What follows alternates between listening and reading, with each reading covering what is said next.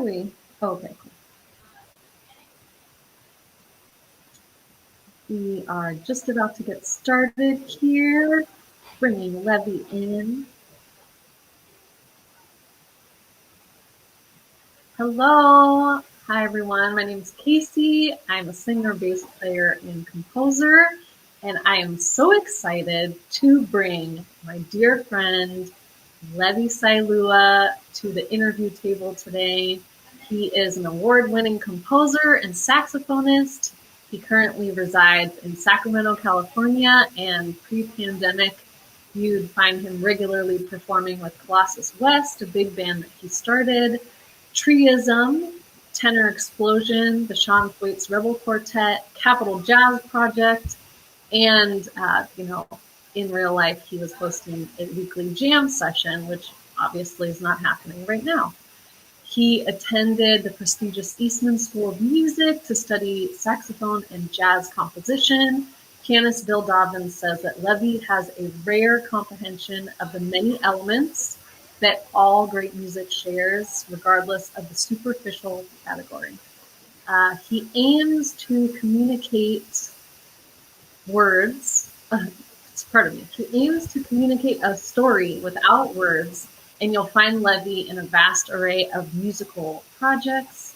He brings excellence, authenticity, and generosity wherever he goes, and he is someone that you definitely want on your musical team. On a personal note, I've known Levi for many years, and I am constantly, and I mean this, constantly impressed with his high caliber musicianship and his work ethic. It is always a joy to work with him. So welcome, Levi. What's up? Hi. Hi. How are you doing? I'm okay. Waking up slowly because, there's really not much reason to get up super early anymore, which is nice on the one hand, but then you sleep half the day away. Yeah, before we were rolling here for the interview, Levi and I were talking about how it does feel a little bit early because we both went to bed late.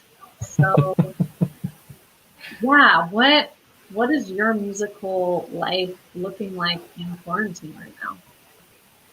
Um, it's different than it was, which is to be expected, but it was over the last few years I've been trying to refocus my music away from teaching and towards playing out in the community and traveling. And I was doing that, which was great, but then everything shut down, so I've had to refocus back towards teaching, which is also nice because now all my lessons are online, which is a lot different than how I used to teach. Uh, but it's kind of pushed my students in a different way, which has been uh, nice because it's kind of pushed me in a different way as well. I had to restructure how I approach teaching, which kind of helped me restructure how I think about the fundamentals of playing saxophone. Hmm. Yeah, because you have to. I could wing it a lot more in person. This required a lot more uh, planning. Yeah, Which is, that is the name of the game right now. The mhm, planning for lots of unanticipated life decisions. yes, Yeah, lots more decisions to make, and like you're saying, even getting together with people it takes more planning, including hmm, online music lessons. yep, yes. So doing that, um, my the trio that I play with, Triism, um, we still do a weekly church live stream service in Stockton. So we figured since we're already seeing each other once a week, we could probably still get together one other time a week to work on our trio music. So we kept meeting. I think we took a couple of weeks off when the shutdown happened, but the first month or two, we didn't really play much because there was no real motivation to do anything. So those rehearsals were more of group therapy sessions, which was nice. It was nice to have outside contact, even if it was just once a week in that setting. Yeah. But yeah, before the shutdown, we had been working on recording an album. Um, so in the last month or so, we've been getting back on that horse, which is it's nice to have something to work toward. Yeah. So, of course, I know you, and I'm sure a lot of people who are watching know you, but for some people who don't know you, tell tell people a little bit about yourself. You're talking about a musical project. Tell us about that. Um, well, I studied composition in college, and I always figured I was just going to be a composer because I didn't think I was a very good musician. Um, but I moved home about 7 years ago, back to Sacramento from Rochester, and I didn't have any jobs lined up, um, so I started practicing a lot more, and so I finally got my musicianship up to a level that I was okay with.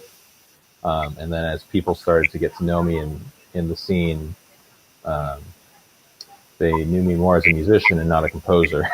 So my compositional background kind of took a back seat to the musician side of me. And then after a few years, people started to uh, learn that I was a composer. So I had to kind of like relearn how to do all that stuff because it had kind of lain dormant in my brain for a few years. But one of the groups that started pretty quick was the Triism, with the bassist and drummer in Davis. Um, and we have I don't know, a nerdy sensibility, all three of us. So a lot of our music comes from uh, a variety of origins. Sometimes it's like one of us will write something. Sometimes one of us will hear a song, even on like the radio, like a pop song, and think we could probably do something with that. So our repertoire is pretty all over the place. Uh, but this album that we're recording, that we're working on, is all originals except for one Bulgarian folk song. Because I know. I know you and Jim share a love for Bulgarian music. Maybe Alex too. I don't know. Yes, yeah. When we first got the trio together, we were kind of spitballing things that we could play. And so Jim, the drummer, was like, "How do you guys feel about Bulgarian music?" And I had heard one Bulgarian song before, and I thought it was really cool when I was in high school. I was like, I don't know, I think it's cool.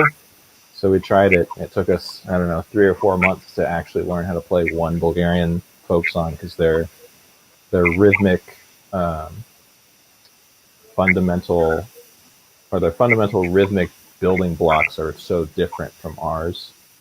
Um, so it was a lot of learning how to feel their music. Uh, so yeah, it took a few months before we could finally actually get through that first piece. And Um, if I'm recalling correctly, you took some of that synthesized music to a competition. Is that right? yes, yes, we did a competition in Romania, of all places, a jazz competition, and and we had a repertoire of 4 or 5 Bulgarian or just Eastern European folk songs, combined with everything else that we did. So we had to have, I think, an hour of music prepared. Um, so we played, I think, maybe 3 of the Bulgarian pieces. Um, and yeah, it was very interesting playing in Romania for that audience, just because it'd be like a Romanian band coming here and playing. Oh, we play Mexican folk music. Like it seems very specific for a region. Hmm. So yeah, we got a lot of questions like, I mean, it's cool, but why? I'm like, well, you said it. It's cool. Levy, I'm seeing Lucas here, and he said, "Did somebody say Romania?" I did, Lucas. Hey, Lucas, nice to see you here. Thanks for joining us. Yeah. So, wow, yeah, Levy, you got your trio, and I'm hearing you talk about, different musical influences. I kind of want to pivot for a moment and ask you about what is your composing process? What does your composing process look like? Um, it's it can vary, but the general outline of my process, it starts with an idea usually, as most things do. And the best pieces start with a little melodic idea. Um, at least in my opinion, my best pieces start with some kind of melodic idea, just because the melody is the thing that hooks a listener generally. Sometimes you can get them with like a vibe or an atmosphere, but that takes time to set up. But a melody can get a listener immediately. So um, sometimes the melody will just come to me. Sometimes I'll have to kind of manufacture a melody if I'm like on a deadline for a commission or something. Um, but it will start there, and then I try to figure out the best harmonic setting for that melody, um, especially if it's kind of ambiguous harmonically. Like if it's a pentatonic kind of thing, there's so many ways you could harmonize that. So if it is harmonically ambiguous, then I'll try to play with it enough to see how many ways I could harmonize the same thing. And that way I can get um, more mileage out of it, I guess would be the way to say it. Um, so it starts there, just with the melody and the harmony. Um, and then from there, if it's a particularly rhythmic melody, I'll try to work with that. If it's if there's a particularly wide interval, like if instead of like just a second, it's a third or even like a fifth, then that gives me more distance to play with, and I can translate those intervals into numbers, which can translate into rhythm as well. Um, so just trying to find as many ways as possible to work with one idea is usually my process when I'm composing. But I come from an arranging background, which is to say that I usually will take existing music and rework it for whatever group I'm writing it for. Um, that always seemed to be more interesting to me because I always liked playing with other people's ideas rather than having to come up with my own. Mm. Um, so, um, Let's be but, clear though, mhm. you compose a lot of music, so just have to give that shout out. Continue. Okay, thank you. Um, yeah.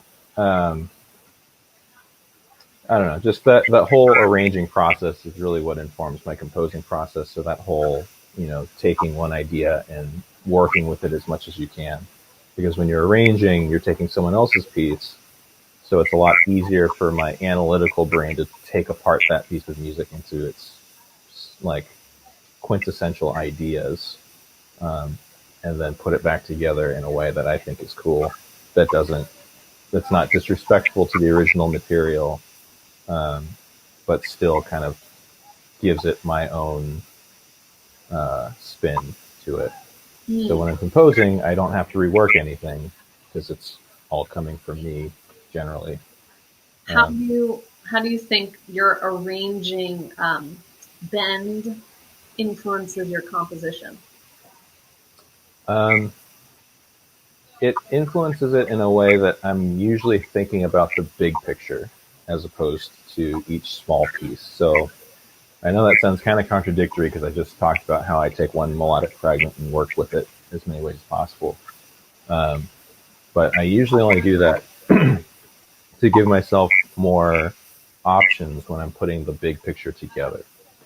Um, because it's really easy to get a little, I don't want to say short sighted, but a little kind of to set up roadblocks for yourself just because you feel like you can't get past this one idea, or you can't figure out how to make it sound the way you want. So if you start like zooming out and thinking about the big picture, like what do you want this to be overall, it's a little bit easier to start to um, see what else you can work on instead of just kind of hitting that roadblock as hard as you can, because that can get really frustrating really easily and you could burn out pretty fast. Um, so if you just kind of think about the piece as a whole, even if you change it later, sometimes it's a little bit easier to finish something if you're not so detail oriented on the piece. Not to say that details aren't important, but they can be a little frustrating sometimes. So, Well, I think I'm hearing you say you take a bird's eye view to composition, that you may be working on a small section, you zoom in and you might work on some small details, but you're really always coming back to the top to think about how everything fits together. Is that what you're saying? yeah, that's definitely what I'm saying. Yeah. Yeah. Yeah, that's a much better way to say what I'm saying. I'm saying what you said. Cool. And I see Danny Zeman is here. Thanks for joining us. He says, I'm so happy to watch this. Hey, Danny. And tour de force on the bass. Yes. Yes. Danny and I go way back. Yeah. We were in the same class at Eastman. Yeah. Oh, okay. I think you've shared that with me. It's coming back. Mm-hmm. Yep. Great bass player. The piece actually from that started before this interview, that was Danny on the bass. Oh my gosh, really? Yeah. Okay, well, you're going to have to rewind if you're just tuning in. There was a timer in the beginning with some of Levy's music.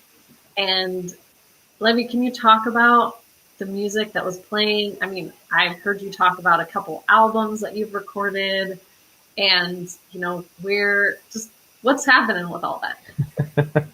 So this album is not officially released. It had a kind of unofficial release last year, but that was because we recorded it in 2014 or 15, something like that. And then it just got so delayed with all the post-production stuff that it just got sent like indefinitely to the back burner, unfortunately. But it was all, let's see, it was music that was all written based on a poem called "The Tree of Life," and that was the, I think, second track. But it was written for octet, so it was, let's see, 3 woodwinds, trumpet, French horn, piano, bass, and drums. It was recorded over 2 days in Syracuse, New York, in the middle of March, so it was freezing. But I was pretty happy with the music, but I'm one of those people that can't. I'm such a procrastinator, so I usually won't write something until it's either way too late or the pressure has built to like a critical point. So that music, I actually didn't finish the last piece for that album until the night between the 2 recording sessions. Yeah. And that, my friends, is a testament to Levy's incredible ability to arrange and compose quickly. I mean, no matter when you do it, if you procrastinate or not, it's amazing. Yeah. The one thing though that I always forget is that it's not the nicest thing to do to the musicians on the session, because then they're sight reading it for the recording. But I mean, the musicians were incredible, and the music turned out different than I was expecting, but it still turned out amazing because of their level of musicianship. And the more experience I've gotten over the years, the more I know to just expect nothing's going to come out the way that you expect it to. Ooh. So that Wow. was a lesson that I had to learn, which was to not hold on to every perfect detail in your head, to give the musicians that you hire some room to explore your music, because there's a reason you hired them. So let them do what they do. Yeah. Wow. Man, that is something to sit with for a moment, that it's not going to be, what did you say? It's not going to be perfect, but that's not what you said. It's not going to be exactly the way that you envision it in your head. Um, Yeah. yeah. Can you talk a little bit more about that and what that, how that has looked in your composition? I mean, I'm hearing you talk about composition and then also being kind to your musicians, but then, this other aspect of that the music isn't going to come out exactly how you think about it when you collaborate with other people. So there's a lot there, what you're talking Yeah. about. Um, so when you go to a school like Eastman, where it's like very high caliber musicianship, like from the freshman level up through the doctorate level, you're kind of work in this bubble where everyone around you can do next to impossible things on their instruments. So it's like you start writing for people who can literally do anything that you can think of in terms of writing music for them. So in a way, it's great because it shows you as a composer what's possible. But on the other hand, you get used to not having to think about the technical limitations of an instrument. So I'm not saying to, like water down your writing, because it's always good to challenge your musicians. But you do want to have some understanding of what is possible and what's difficult um, on each instrument that you're writing for. So when you take that into consideration, um, some of my writings actually changed based on what instrument I'm writing for. Like I could have written a piece for some instrumentation, but if I want to rework it for another group, I have to think about what instrument's going to be playing it, and is that impossible or just difficult? Um, yeah, because the musician is probably going to tell you it's impossible, but if you know for a fact that it is possible, then you can try to push them gently. But yeah, like I remember, Levi um, Saelua, is this impossible or difficult? You decide. exactly. And am I being difficult by asking them to do it? Yeah, Yeah. yeah, because you do want to think about, like, your musicians are all just human. You're human, they're human, so you kind of have to connect with them on a human level before you can connect with them on an artistic level. Um, in my opinion, I don't know. That's just how I tend to work. Okay, Um, I'm going to pause you there. Can yeah, you unpack that a little bit? yeah, Because I resonate with that statement, so I want to know what you mean by that. yeah. It goes back to something that a musician told me when I was in high school, which was the first key. He had three keys to success in any field, and the first key was to be a good person. He's like, because if you're not a good person, no one's going to want to work with you, no matter what it is you're doing. Um, so that kind of stuck with me, because I was, I think, a senior in high school at that point, and I was starting to think about what I wanted to do. Um, and I knew that I loved jazz orchestra, big band, and I wanted to do that. I wanted to have my own big band. So that's, that's 16 other people you have to think about, 16 to 20 other people. And so that's a lot of people that you not only have to get along with yourself, but that you hopefully can get along with each other. Um, I mean, you hear stories about bands where the tension provided, the inspiration for all this great art, but you don't have to struggle or, fight against someone else to get good music or good art, you know. So I always think about that when I'm hiring people or trying to put a band together. It's like, how will these people interact with each other? Um, and if that's not the first thing I think about, it's always the second thing I think about. because sometimes I'll think about, oh, musically that would be a cool combination, but will they get along? And if I'm not the one who has to be in the room, then I might try to suggest that they do it anyway. Um, but if I'm going to have to be there, and if I'm the one that has to run the group, then I'll put a little bit more thought into how that's going to work out. Um, yeah, because if any of your musicians are unhappy with any element of what's going on, um, then the music's going to reflect that. So I try to make sure that that the musicians that I hire are comfortable at the very least and are happy. At the most ideal is that they're happy and they're taken care of. They feel taken care of. Because the happier they are, the better your music's going to be, and also the more they'll be willing to work on your music. Mm. Um, yeah. So I'm not saying you have to be likable by everyone, but you should generally not be a jerk. Yes, don't be a jerk, please. Yes. A great reminder. You heard it here on this interview series. Don't be a jerk. That's all I ask. Don't be a jerk and put in some effort. We're all good. I see Dan the Man is here. Good music friends here. We appreciate you, Dan, and everything you do for the music community in Sacramento. Absolutely. Thanks for joining us. Mm-hmm. Yeah.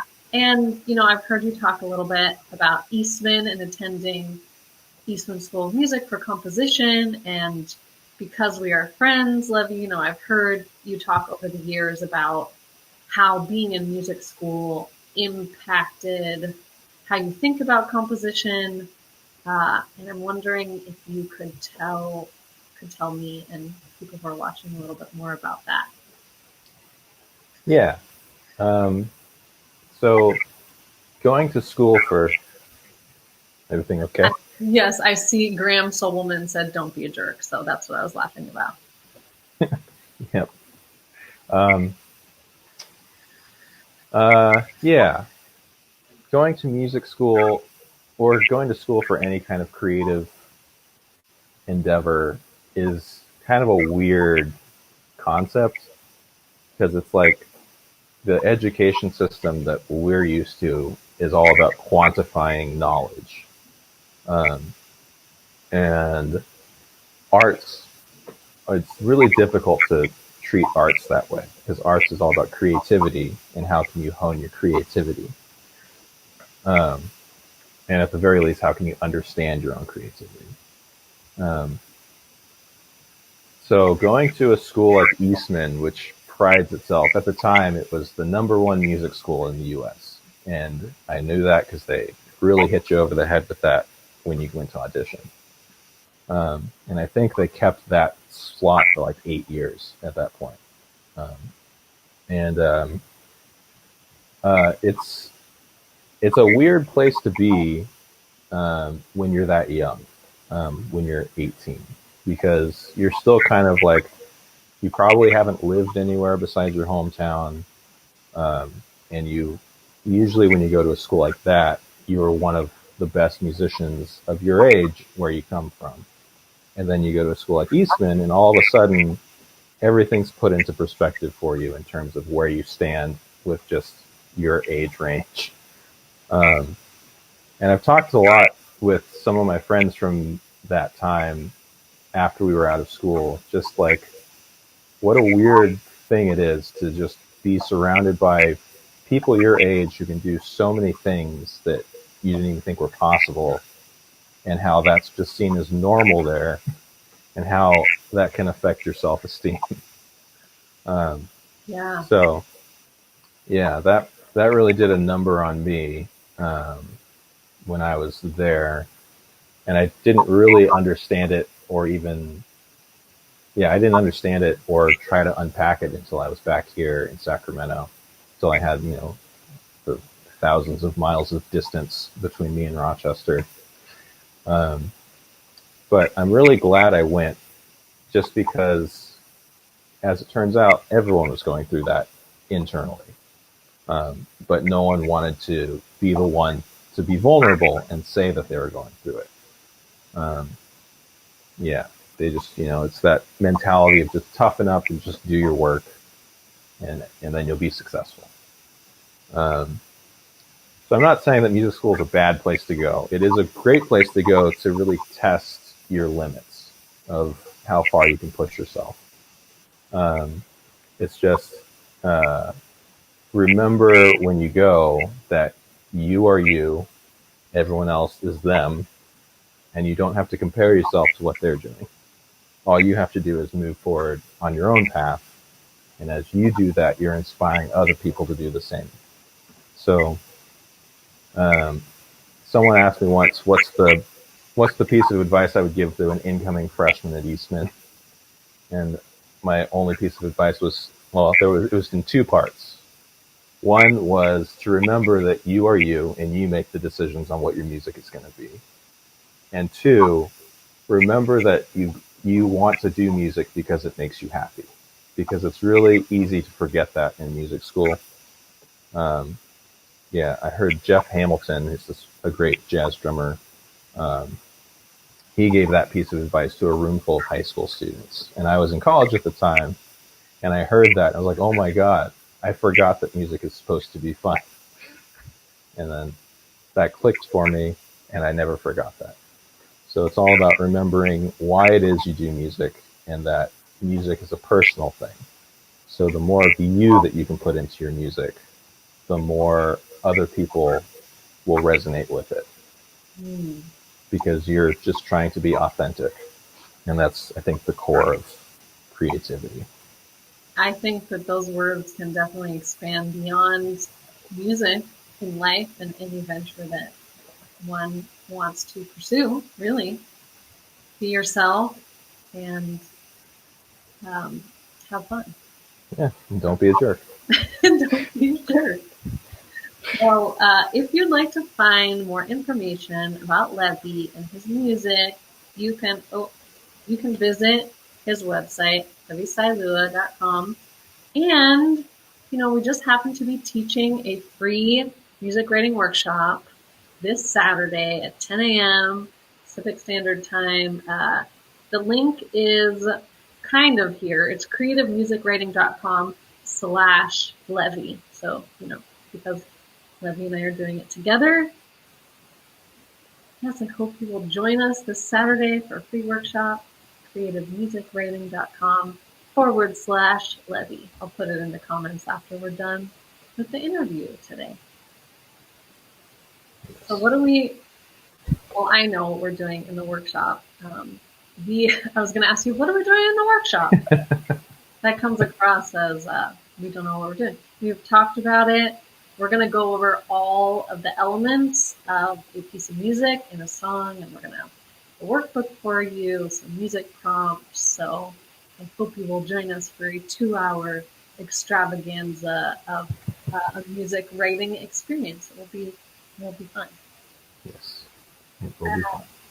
I kind of heard you maybe talking about this a moment ago. One of the questions I had for you is, what do you wish you would have known when you just started writing music?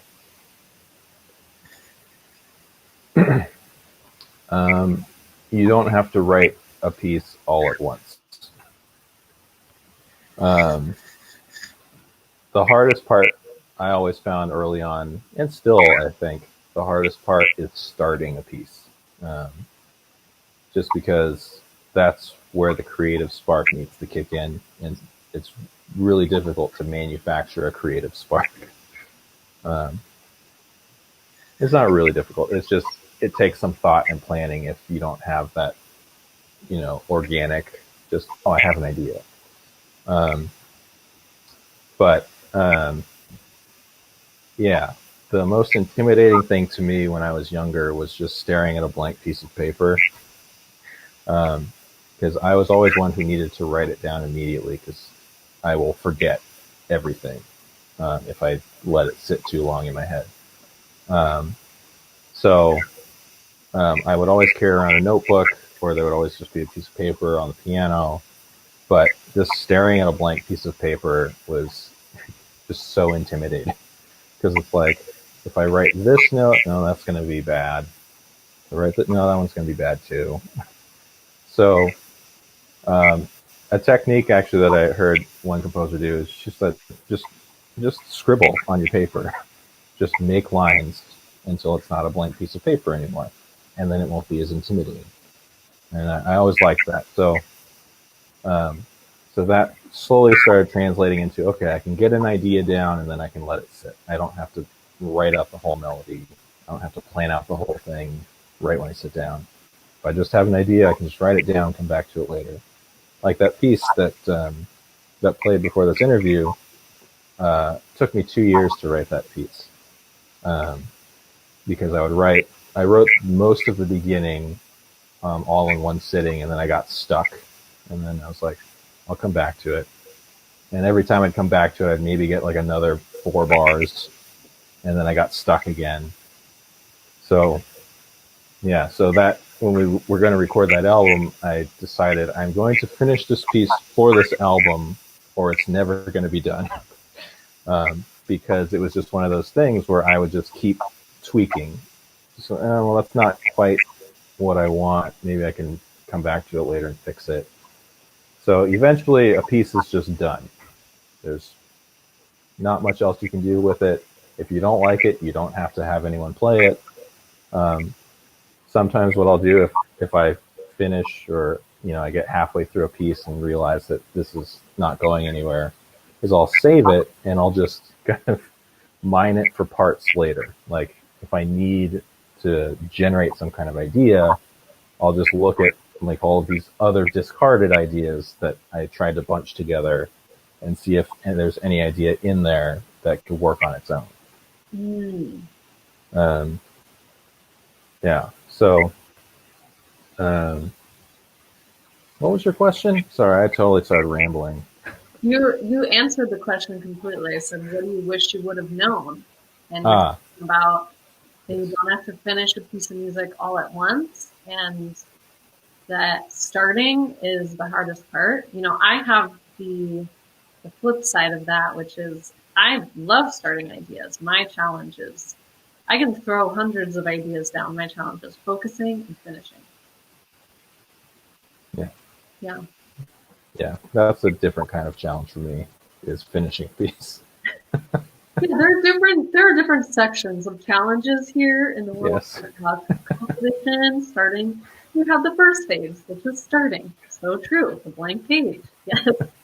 Then you have the middle section, the rivers of doubt, where you encounter So true. not sure, you had a great idea and now you've been sitting with it for a while and those feelings of doubt start to creep in. And Yeah. then then you get through the rivers of doubt. I mean, I don't know. You get through Yeah. the rivers of doubt and you're in the rapids of excitement and you're gaining some momentum. And then you can see the act of the bridge of completion arriving and you freak out. Yes. Yeah. Yeah. We will be typing up a full document for you in all of the stages, psychological stages of completing the song. So stay tuned for that. I don't know if we'll get to that this Saturday, but we are teaching a music writing workshop, Levy and I, on Saturday, and you can find more information about that at creativemusicwriting.com/Levy. Actually, I'll put this here. Oh, you can join us, creativemusicwriting.com/Levy. There's that information. Well, Levy, is there anything else you want to share for people who are watching before we conclude for the morning? Um, I mean, just be you. Just be nice. And yeah. Uh, yeah. I don't know if anyone has any questions. Oh Yeah. yeah. If anybody who's watching has questions, please please feel free to ask them now.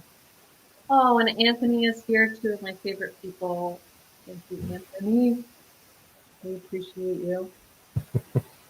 I am having a hard time seeing something's up with my Facebook comments, so I actually can't see the questions right now. I'm not sure what's happening with that. So Okay, yeah, that's okay. thank you, Levy. It's Thank so you, Casey. nice to talk with you about music and creativity, and we appreciate you and all the music and everything you do for the vast amount of musical projects that you're a part of. Well, thank you, Casey, for doing this whole series. I mean, that's pretty cool. Yeah, Yeah, yeah, yeah. I mean, I want to know how you think about music, and maybe something that you share will help somebody else. That's, I think community is important. agreed. It's a high value Yeah, especially now. for me. Yeah. Yeah, yes. All right, everyone. Thank you so much for joining. I hope that you will come join us on Saturday for the music writing workshop. So I'll put that information up for you in a moment. But for now, have a great day. Thanks, Levy. Thanks, Casey. Thanks, Bye. everybody.